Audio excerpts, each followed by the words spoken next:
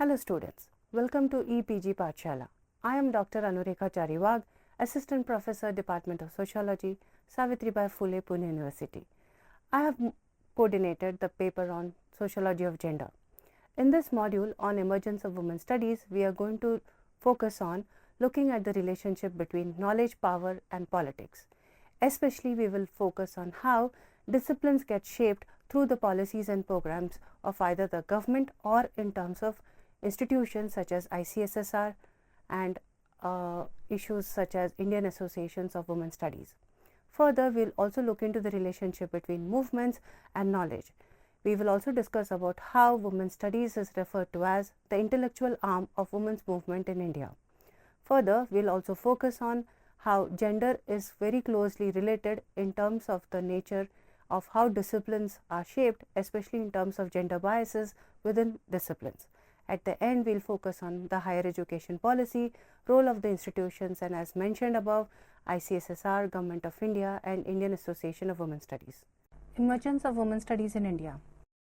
The module, while analyzing the emergence of women studies, will address the following questions. How did the emergence of women studies help to counter the gender-blind analytical frameworks, methodologies and theoretical perspectives within sociology? How has the women's movement impacted and gave direction to the growth of women's studies, and how the latter then influenced campaigns and programs of women's movement in India? In analyzing the emergence of women's studies, the focus should be on 1. Interrelationship of women's movement and women's studies, the nature of women's studies emerging from the women's studies centers. 3. The kind of women's studies that has been developed and nurtured within mainstream and mainstream disciplines. And 4. The role played by the government policies, autonomous government institutions such as ICSSR and UGC in shaping women's studies. Such analysis is important as there is very close relationship between academic and activism, where they not only draw strength from each other but in many contexts also has been at loggerheads with each other. Strong differences within activism, understanding of feminism as feminisms, and as Sharma states that institutional location of feminist practices have become sites of contest. Redefining and reconceptualization of concepts, theories and analysis has shifted the disciplinary boundaries of a number of disciplines, and by of an interdisciplinary approach has made women's studies a holistic one as it focuses on interconnection. Section 1. The context of emergence of women's studies. Mazumdar and Shah state that the aim of women's studies is to seek to search for answers to women's problems within the historical cultural framework of a society, evolution of policies and strategies for development, and address the gaps and biases embedded within concepts, theories and methodologies of social research. According to them, the standardized indicators used by the established social science disciplines are limited in their approach. Therefore, they fail to analyze the complex experiences of women within the larger society. Women's studies is generally used to denote research and teaching and probe into historical, cultural and contextual determination of status, and also seek out women's presence, voice and expression in history, literature and creative arts. What were then the limitations of earlier studies and research on women? Mazumdar and Sharma have argued that the earlier research on women often perceived them as universal category and focused on the position of women within elite and high caste women. It was a growth of nationalist movement that was a political movement for independence that argue Mazumdar and Shah that resulted in shift as far as perspectives in women's studies are concerned. Now the women's issues were projected within the larger discourse of the principles of equality of rights, status, opportunities for participation in the process of national development. Such shifts lead to increased visibility and emphasis on research and debate on women's issues. Chitnis highlights the role of Government of India, United Nations, SCAP, World Bank, International Labour Organization, ICSSR in raising the discussion on different aspects of women's lives, economic status, health, education and fertility. She further adds that the research generated on women was critical of government policies and programs which highlighted issues of women's oppression and thus raised the need for alternative to current policies and programs pushed for the institutionalization of women's studies in India. Further highlighting the role of Gandhi in shaping women's political participation, Majumdar and Shah contend that he pushed for women's historic role as women were projected as political vanguards of a radical but non-violent process of social transformation, and this push for a fundamental redefinition of sex roles. What was unfortunate was that such a historically significant shift had little impact on the work of mainstream social scientists who continued their research without engaging with the political social development that were emerging in the world outside. As Chaudhary states, the emergence of feminism in India has to be understood in the following context. History of Colonialism and Emergent Nationalism, a subsequent advance within the trajectory of independent India state-initiated development, transferred context of globalization and the India's own success story in it, growing assertion of the marginalized caste and the communities, which has led to a complex deepening of the democratization process in India. Section 2. Growth of Women's Studies in India. The political context of post-1975 researchers were distinctly different as towards Equality Report 1974 provided the framework to situate women's studies in India and believed to be the watershed in the field of women's studies in the country.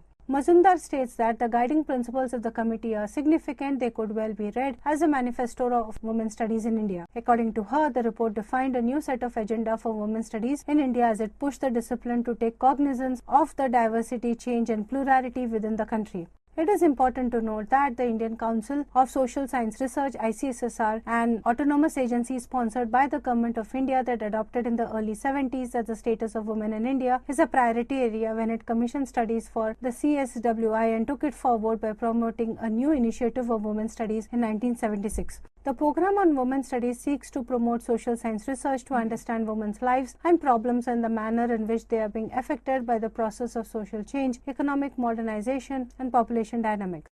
Analyzing the challenges highlighted in the report, ICSSR in the program Women's Studies identified three objectives. 1. To identify and work for needed policy change. 2. To persuade the social science community to re-examine the methodology, concepts, theories and analytical apparatus of social research from the entire arena of social investigations. And 3. To revive the social debate on women's question, which had emerged as a major issue during the freedom struggle but has faded in the post-independence period. Desai states that the priority areas identified for research during the first phase included changes in the occupational structure, emerging trends, evaluation of development programs, patterns of family organization and socialization practices, causes and consequences of excess of female over male migration, women's movement, and role in the decision-making process. In this context, the pioneering efforts of SNDT Women's University Research Unit on Women's Studies, established in 1974, needs to be mentioned. Rege states that the efforts of the SNDT Sociology Department in offering courses on women and society at a time when there was no acceptability from the mainstream have been path-breaking.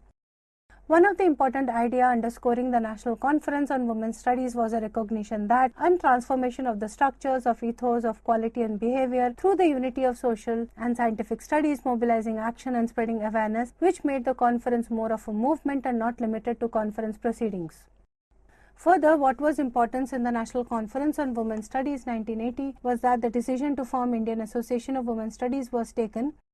Desai et al. State that the objectives of Indian Association of Women's Studies include 1. Developing and disseminating information, organizing specific action programs, assisting institutions to develop programs of teaching, research and action. The association seeks to break the isolation between academic activities and social action by opening its membership to all engaged in teaching, research and action for women's development. The association seeks to provide a broad base for initiating and advocating expansion of women's studies. Section 3. Institutionalization of women's studies.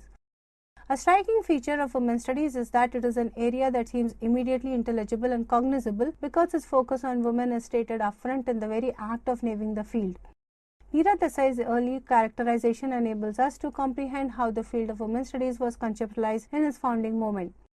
She points out that women's studies is to be understood as an instrument for women's development and also as a necessary input to deepen the knowledge base of various disciplines. Women's studies has to be understood not merely in the context of research and teaching but also action. Although women's studies emerged from an academic context, it was closely linked to the women's movement of the late 70s and the early 80s. Many scholars and researchers associated with the women's studies were also active members of the women's movement and vice versa. This blurring of boundaries between the academic and the activist spheres resulted in the institutionalization of women's studies both in the university and non-university locations. This institutionalization therefore took place prominently through the forms listed below.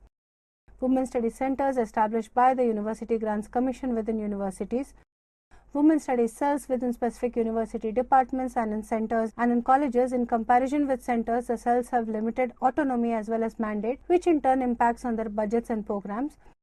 Women's studies in non-university locations in form of autonomous or non-governmental organizations. Individual scholars located either within specific institutions or working as non-affiliated researchers too have made extremely critical contributions in the field. As Sharma states, the early studies were making invisible women visible, and the challenge was to question many assumptions, data, concepts, methodology, and theories. Thus, an analysis of the growth of women's studies in India highlights the impact of women's movement in post-independent India. As Jain and Rajput state that the growth of this discipline was propelled by an interest in equity and justice and drew inspiration from grassroots level experience of women's organization. In analyzing the relationship between women's movement and women's studies, Desai argues that since women's studies was envisioned as the intellectual arm of women's movement, some analysts feel that the transformative role of women's studies has often remained elusive as gatekeepers within academy question the credentials, quality and relevance of women's studies. Since 1986-87, UGC has invited proposals from universities to establish women's studies centers. Thus, as John states, the institutionalization of women's studies has taken the shape of research centers and women's studies centers in the universities. The aim of the research centers include, among others, to raise awareness on gender issues, to do independent gender-based research and community action, conduct interdisciplinary research. Sharma states that right from the beginning, women's studies underscored the necessary and integral connection between feminist scholarship and feminist practice in shaping issues and agendas, and there is a deliberate focus on gender inequalities and emphasis as an emancipatory agenda. But on the other hand, the politics of mainstreaming women's studies within institutions of higher education had to confront the power of patriarchal academy and knowledge hierarchy, as feminist scholarships was placed within a web of complex relationships. The impact of women's studies on the academy has also been widely acknowledged. For instance, the well-known sociologist Andre Bete states, few developments in recent years have generated as much enthusiasm in Indian academic world as in women's studies. New areas of inquiry have been opened up in literary studies, in philosophy, sociology, psychology, history, political science, and other disciplines in the humanities and social sciences. Established concepts and methods are being put to question, and what was once accepted as facts now no longer appear as such. Sharmila Rege draws attention to Bete's concern with women's studies. Bete, commenting on feminism in the academia, begins by granting that developments in women's studies have generated enthusiasm in the academic world. However, assuming that all of women's studies is not exclusionary, he concludes on a different note. He argues that unless diverse viewpoints, perspectives of both the sexes are accommodated, women's studies could damage the credibility of the very institutions in which they are located. In the first 2 decades following institutionalization, centers of women's studies, together with the women's movement, had a significant role to play in influencing policy decisions of the government, whether in relation to the field of education or the general polity. Additionally, in the context of institutionalization, Sharma states that women's studies face contradictory institutional pulls and pressures. One, not to develop as a separate discipline and yet intervene within the higher education and respond to agendas of international agencies, gender sensitization training, programs, income generation activities, issue-based campaigns, etc. Sharma argues that institutional locations may itself become a site of contest, as Majumdar feels that the real feminist dilemma is balancing the politics of protest with the politics of construction and reform. Further, the major developments in the 21st century, feminism has been the emergence of the Dalit Bahujan feminist movements and studies, and Dalit women's identity and caste, class and gender as intellectual priority in women's studies. In recent times, women's studies continues to deal with the challenge of establishing the validity of its interventions at the level of methodological and conceptual. The issue of ghettoization is another concern of women's studies, as Pappu argues that it is ironic that where women's studies had sought to impact disciplinary thinking and knowledge production as a whole, it has over a period of time come to be regarded only as a specialized topic. In all, the broad trends within women's studies can be observed as: 1. Although the experiences of grassroots organizations are important for women's studies, the impact on academic discourses remains negligible given the conservative institutional structures within which women's centers operate. 2. Within the women's studies centers, teaching is sometimes a weak point as most of the centers lack full teaching strength, teaching materials, lack of funds, lack of personal and institutional apparatus to establish itself as an autonomous discipline. 3. Women's studies in India critically engages with other disciplines. The interdisciplinary nature of women's studies has facilitated women's studies centers to integrate gender issues and perspectives into other disciplines. Further, collaborative researchers have started dismantling barriers between social sciences and humanities department, emphasizing on interdisciplinarity as a strength of women's studies.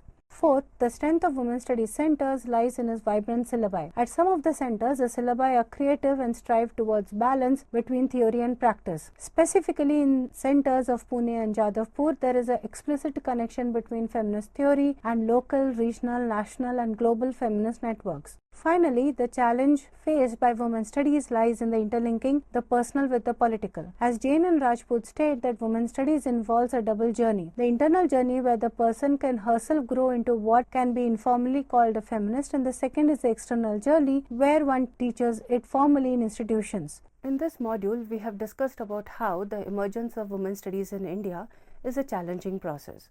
We have also focused on the special challenges faced by women's studies. We have focused on the challenges which include the conservative university environment within which many of the women's studies centers are placed. Further, we have also looked into the impact of market forces on women's studies. And we have also looked into the disjuncture between activism, especially this is very important because as discussed in the module, women's movement is referred women's studies as its intellectual arm. Further, we have also focused on the uneasy alliance between the scholars and the activists. Further, because of the fact that many of the women's studies centers are placed within university departments, there is also a ghettoization of women's studies centers within the whole structure. Further, we have also focused on the exclusionary nature of women's studies. In this whole module, we have therefore focused on the process of institutionalization, which has posed a major challenge to the whole idea of women's studies. At the end, with this whole argument in terms of women's studies in India, we have also looked into how the emergence of Dalit Bahujan feminists is posing a major challenge to women's studies, and therefore we need to have a very important understanding of the critical role played by policy within the whole idea of women's studies.